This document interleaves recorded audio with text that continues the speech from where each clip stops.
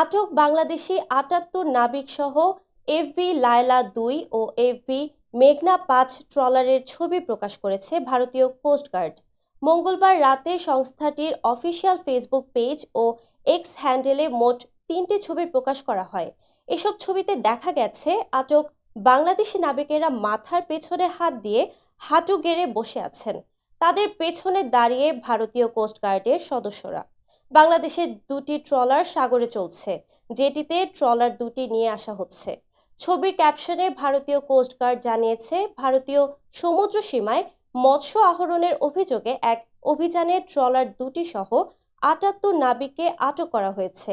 নাবিক সহ ট্রলার দুটি প্যারাদ্বীপের কাছে নেওয়া হয়েছে। জানা গেছে এফবি লায়লা ২ ট্রলারটি SR ফিশিং নামের প্রতিষ্ঠানের।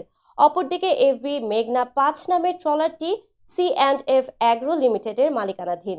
C&F অ্যাগ্রো লিমিটেডের নির্বাহী পরিচালক সুমন সেন জানান, সোমবার সকালে ট্রলার দুটি বাংলাদেশের সমুদ্র সীমার এক নটিক্যাল মাইল ভেতরে মাছ ধরছিল। এ সময় ভারতীয় কোস্টগার্ড ট্রলার দুটি আটক করে নিয়ে যায়। এখন যেহেতু ভারতীয় কোস্টগার্ড আটক করেছে বলে ফেসবুকে জানিয়েছে, তাই আইনি প্রক্রিয়ায় যাতে উদ্ধার করা যায় সেজন্য বাংলাদেশ সরকারের সংশ্লিষ্ট পক্ষকে জানিয়েছে তারা।